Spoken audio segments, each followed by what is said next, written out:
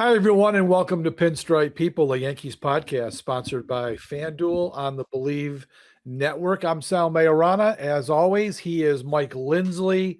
And Mike, it is Armageddon weekend for the Yankees as the Red Sox come to the Bronx. And these will be four of the most miserable games that I will watch all weekend because, as you know, my hatred of all things Boston supersedes everything in my life, I think.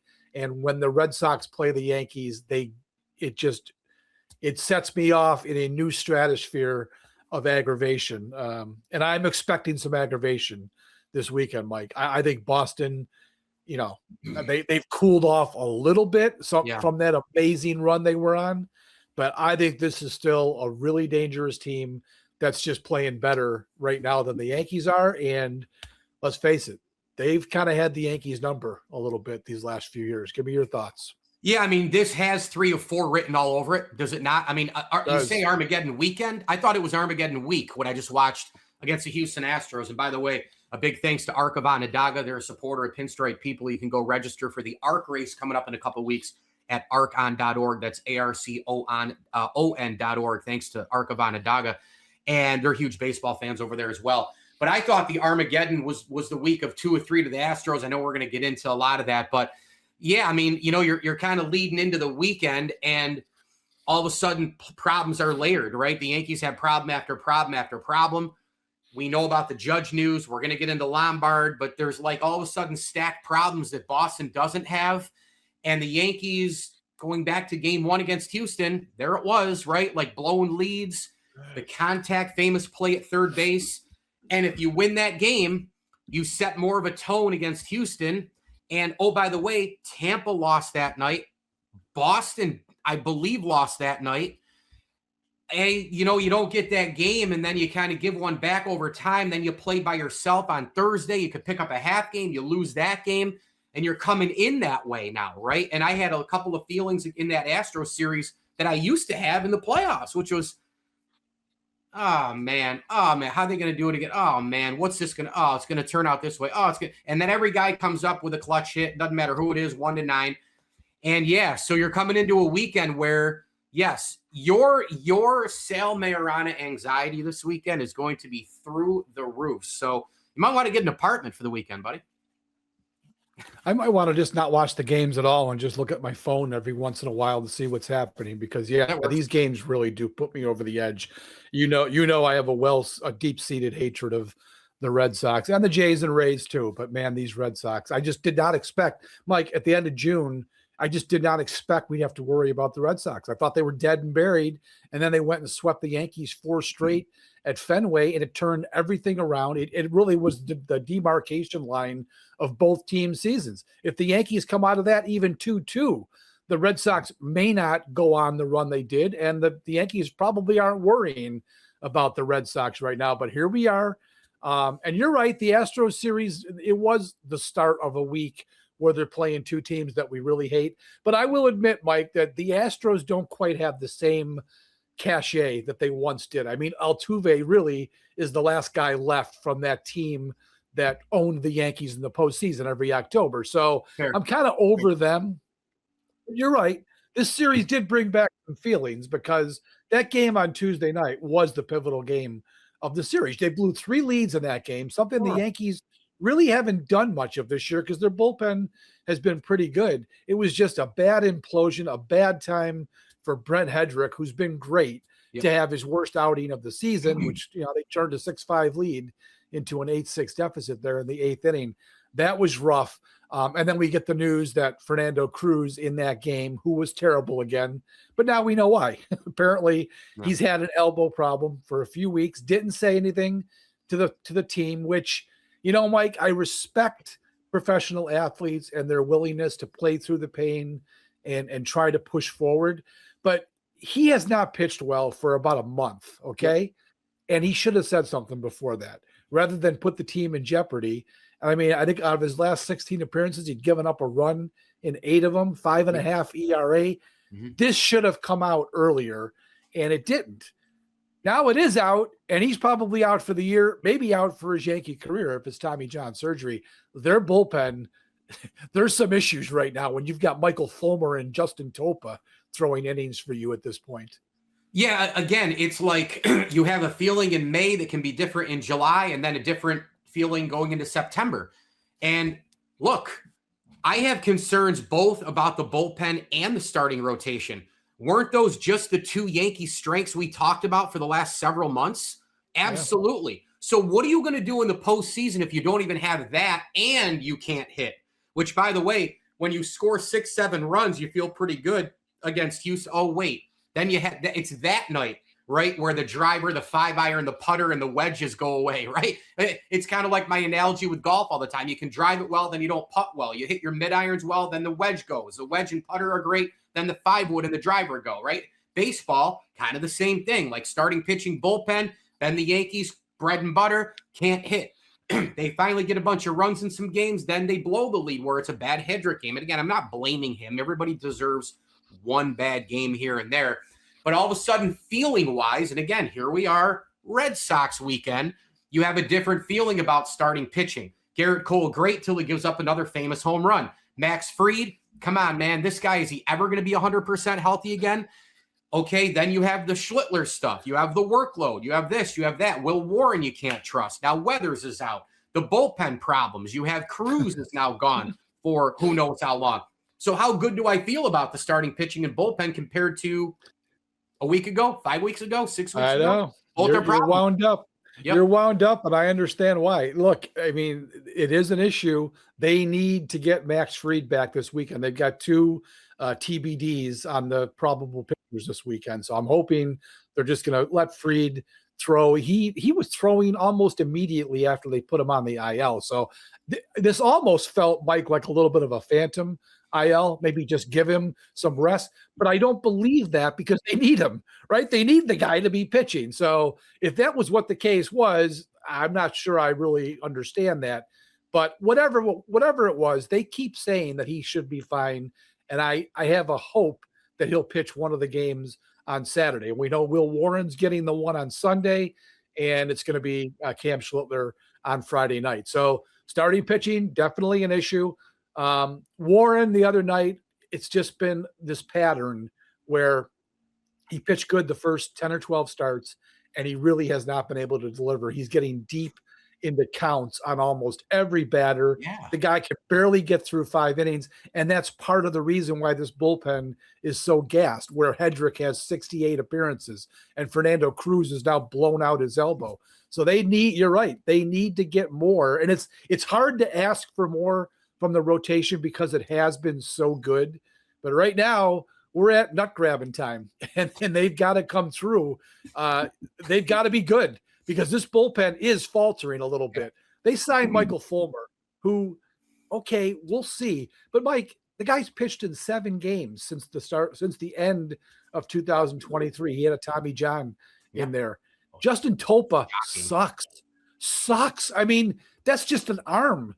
That's just an arm to throw out there because they have nobody else to throw out there. So if those are the bridge guys with Tim Hill and who I guess Yarborough would be one of the guys, Yuri De Los Santos, they're counting on him to get to the big 3 of Hedrick, Blackburn, and Bednar. That's an issue, especially when you've got this Red Sox team coming in that can mash the ball. They really are. And it's not big name guys. This is no longer Big Poppy and, all those assholes. Manny, Devers, right. Yeah, this is not that team. But these guys, they know how to get on base. They know how to play baseball. And it's going to be a tough series for the Yankees pitchers. Rafaela is going to get like 13 hits in the series. He hit Abreu is always in the middle of their rallies. Contreras, exactly. Yes, they've got these guys. It's going to be a tough series for the Yankees. And we talked about guys like Yoshida through the months too, and now they have like layers of these guys. They just keep coming. De Los Santos is like the kid in Little League who, like, he reminds me of the kid in Little League who the coach, taps little John, hey, get out there, go get him, and gives him the ball, like, just pitch like an inning or something. And you go, okay, thanks, coach. And he just throws it as hard as he can, and it's either in the sky, it's over here, it hits the batter in the head. Maybe it goes down the middle. I don't know. But he reminds me of that. And every time I'm just like, oh gosh, what's going to happen here? I would have taken the I would have taken the Seinfeld, the Costanza bobblehead in the game over him throwing the ball. Although in the game Tuesday, he was the best pitcher they had. Fair. He's the only guy who threw the ball well out of all the guys they used. Fair, but he's like, you don't know what's going to happen, man. It's like you're holding a rubber band, just grabbing like this to see if it's either going to stay and keep everything there or it's going to just break. He's very inconsistent. Look, I mean, this right now, they're in a very, very tenuous situation with the bullpen, and the hope is going to be that they can survive. It's just a bad time to have this happen when they got the Red Sox coming to town. They've got to get through this rough patch. And then you look a little bit down the road, Mike, and I think the reinforcements will be coming, and it's going to be starting pitchers that are probably going to be the answer, right? Clark Schmidt is going to throw a rehab game Saturday. Finally, he's going to throw a rehab game. Right. Maybe he needs another one or two, but I think by early September, he's going to be a guy in the bullpen. They're hoping Weathers is going to be a short-term thing. I'm not counting on that. I'm not counting on him until the end of the season, but they're hoping that he can be a guy. Elmer Rodriguez, who came up Wednesday and pitched terrific in that game. He was one of the main reasons why they won the game on Wednesday. Maybe they're looking at him as a guy who can come up in September. If he's not going to be a spot starter, which they might need a spot start, but maybe they put him in the bullpen to help out. Mm-hmm. That's another key thing. Will Warren eventually will probably get pushed to the bullpen. Whether that's good or bad, I don't really know. But those are where the reinforcements are going to come. But, man, they got to get through this stretch with some guys who really shouldn't be on the team. I did want to make note of something, too, on top of that. I heard Michael Kay this past week talk about, the Yankee fans are screaming and yelling. They're calling in on the airwaves, this and that. They're bitching on social media. I can't believe Cashman didn't get another reliever. Well, they tried. Mason Miller wasn't available. This guy wasn't available. All of that might be true. And I know that executives are never going to come out and go, okay, everybody, we tried, and here's what the deal was. We offered the Padres, Spencer Jones, Rodriguez, and that guy. We offered this for this guy. I know they're never going to tell us all of that.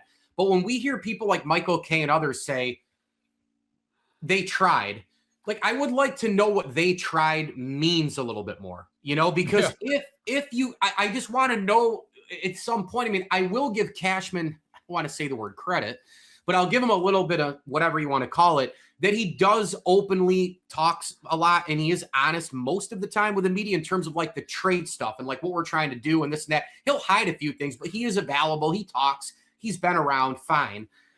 But like, I would like to know what that means. They tried to get people. It came out that they tried to get Justin Verlander, and we found out why they didn't. It came out that they tried to get Kurt Schilling over Thanksgiving and couldn't, and why that happened, right? Like somehow the Red Sox didn't have to give up as much prospect-wise, or Verlander at the 12th out. We found out through leaking of multiple baseball insiders. That doesn't happen actually as much anymore. If it's not passing.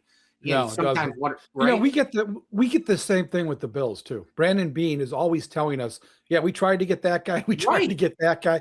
Every year at the trade deadline, it seems like Brandon Beane is saying, well, we were in on it. Then finish the goddamn deal. They just don't finish the deal. And I think this summer, Cashman failed the Yankees. Look, the Luis Garcia acquisition, you and I have both agreed that it seemed like a repetitive move because he's the exact same player basically that Ben Rice is, although he's probably a better fielder than Rice. But it didn't seem like that's the guy they needed. Ramos obviously wasn't the guy they needed.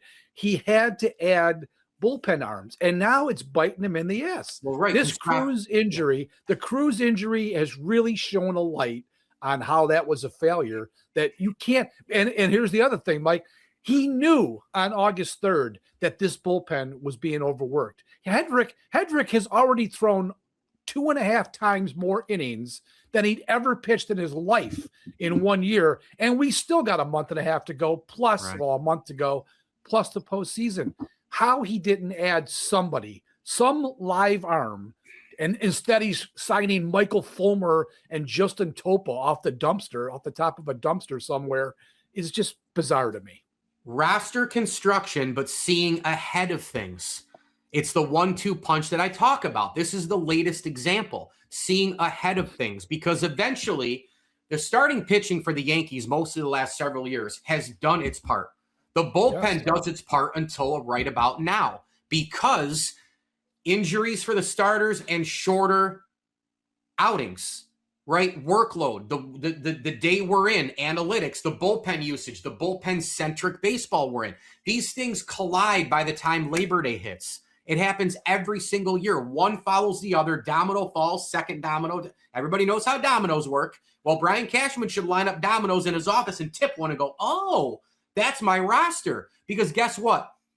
When you have a mind to see ahead of the situation, you would have brought in a bullpen arm creatively, whether it was a Mason Miller or not, or figured this thing out because of those things that you alluded to. It's roster construction, but over half or maybe even 3/4 of it has to do with seeing ahead on your roster. The same way he didn't see ahead on DJ LeMahieu, on Anthony Rizzo, on the catcher position. Now, granted, Austin Wells has actually played pretty well since the trade deadline. He's hit well. OPS is up, average is up, blah, blah, blah. You get my point. Roster construction, over half or so, has to do with seeing ahead of it. See Howie Roseman with the Eagles in football. He's done it maybe the best in pro sports. Yep.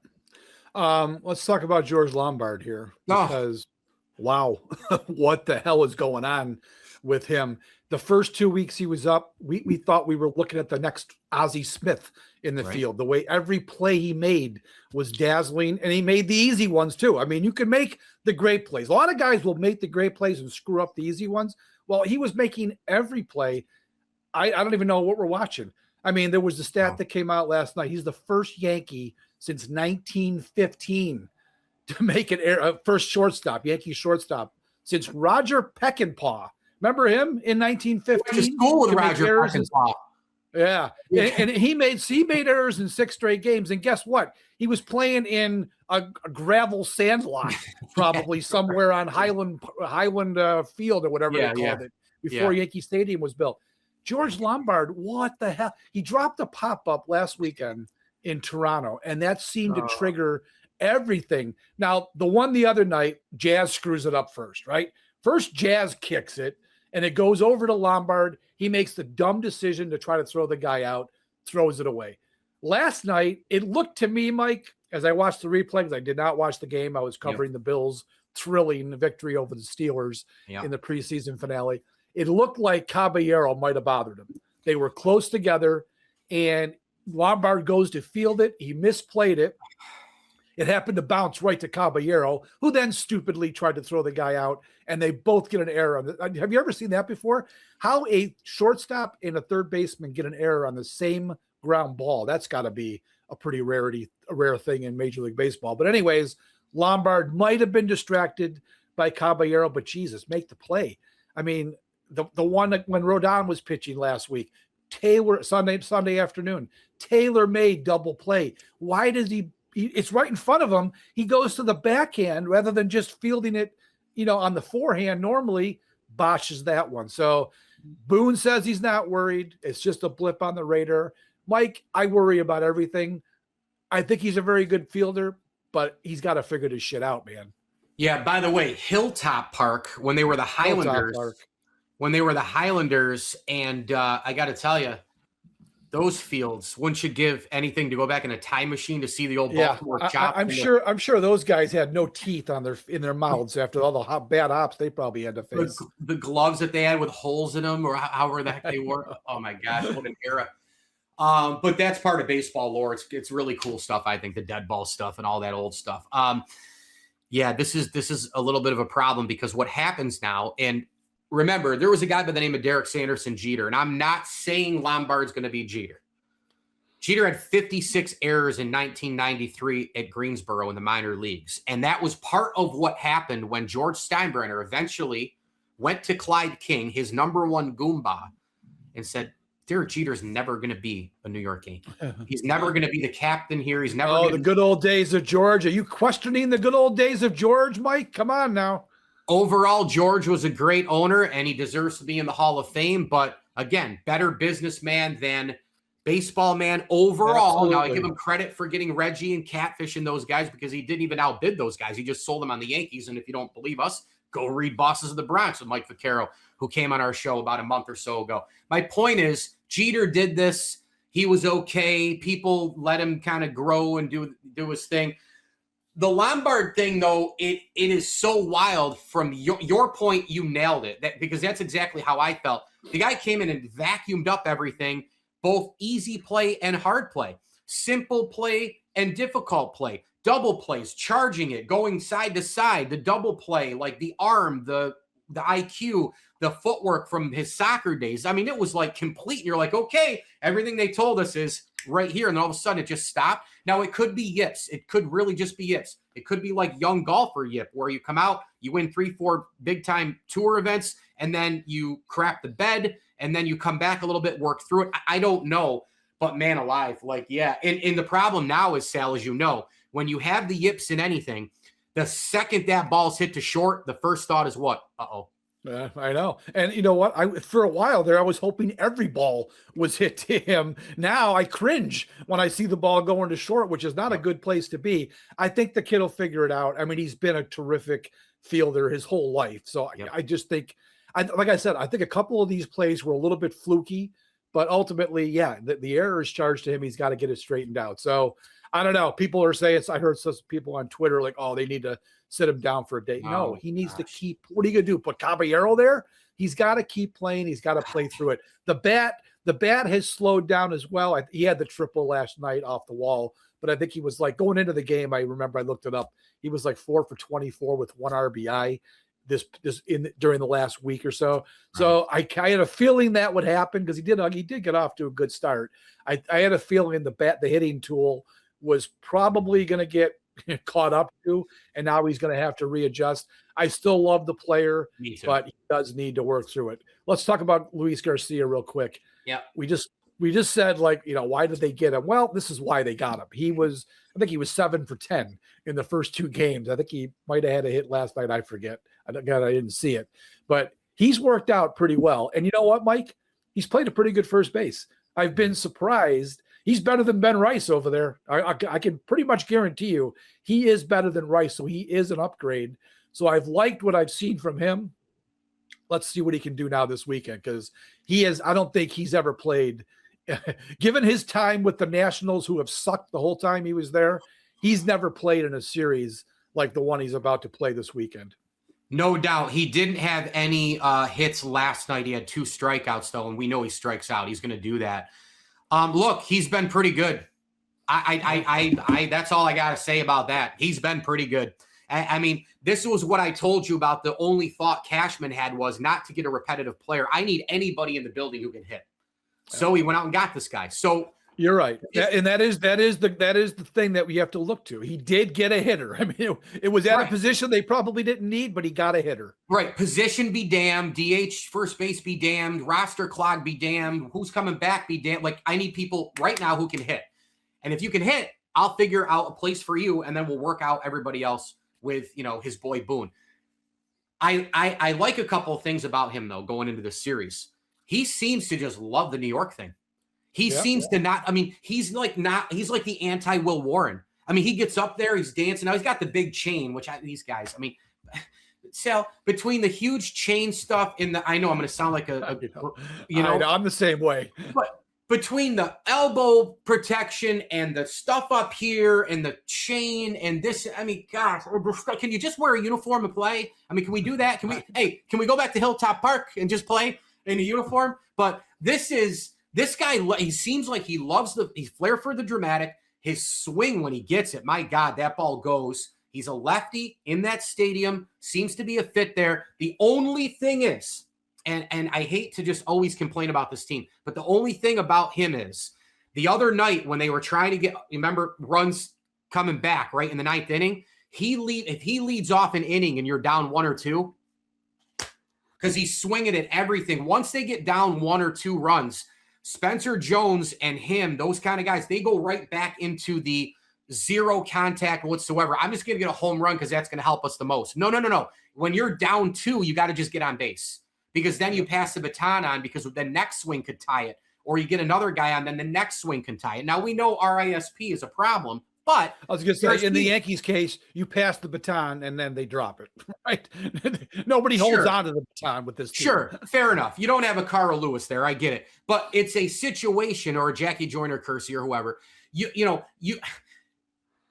What I'm getting at is he's been everything that you could have asked and more. The only thing is you just don't want him to lead off an inning in which you're trying to climb back. If you're down 1 run or whatever. But hey, if you're up 1 or 2 and he's up there and there's a guy on base and he goes deep, this guy can stretch leads like that. He's got a big time explosive bat. He does. So we'll close with this. The Red Sox, they've announced 3 of their pitchers so far. They haven't announced one in the doubleheader day. 3 lefties, right? Yep. It's going to be Sandoval Friday. Jake Bennett is getting one of the games Saturday, and then Ranger Suarez Sunday. That's a problem for Luis Garcia. he is not a good hitter against left-handed pitching. That was the weakness that they knew they were going to get with him. And then everybody else in the lineup, all these lefty hitters, Chisholm, Rice, Bellinger, all these guys are lefty swingers, Mike, and they're going to face 3 pitchers who have had pretty good seasons. I don't even know if Peyton Tolley, who maybe he's going to be the guy. I forget when he pitched last, but he has been dominant. He's also a lefty. So they've got some big mountains to climb in this series against these 3 lefties. That's going to be an issue for the Yankees. And we're going to know a lot about this team, I think, by the end of the weekend, Mike, because they're going to face a team that can pitch. I think the Red Sox have the 3rd best ERA in baseball. The Yankees are first, but this team can also hit.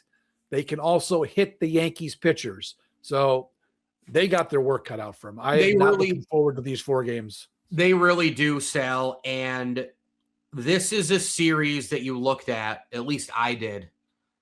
And I went back and said, when's Judge coming back? Yeah, it's too bad he's not going to be here. Because this is the series.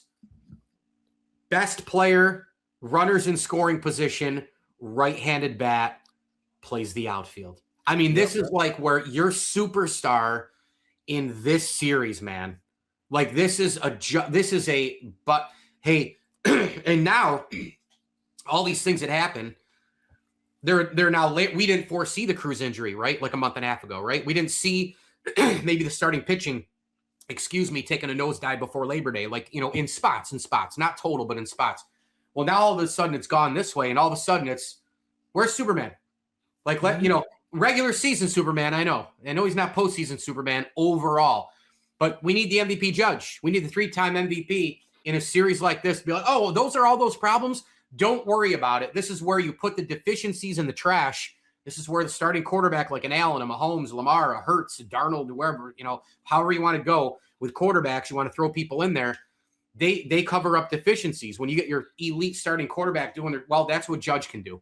Judge hits 3 home runs in a series, changes everything. Maybe you win 3 or 4. I don't know. It's going to be a tall order for the New York Yankees. Yeah, I mean, you're right. It's a tough time. It's been a tough time not to have him all year. But this series in particular, the hope is that series against Tampa, September 22 to 24, 4-game set also. You hope he's back and ready to go by then, because this is the series of the year right now, this weekend. But who knows in a month from now what that Tampa Bay series. I mean, by then the Rays could have it locked up, for crying out loud, and it might not mean anything, but it also might be the definite series of the year, and you have to hope the Judge is back in time for that one, and it looks like he's going to be, so fingers crossed. All right, Mike, we'll wrap it up. Again, just not a good series for the Yankees to lose 2 of 3 to the Astros, the first place Astros, who were 1 game over 500. But as I said, Armageddon comes this weekend for the Red Sox and Yankees. Good luck to all who are going to watch the games and keep your emotions about you. I know I probably won't. You can watch me on Twitter, and I'm sure there'll be all kinds of screaming and ranting and F-bombs out there for you to laugh at. So for Mike, I am Sal. Have a great weekend, and we'll talk to you Monday following Red Sox Yankees.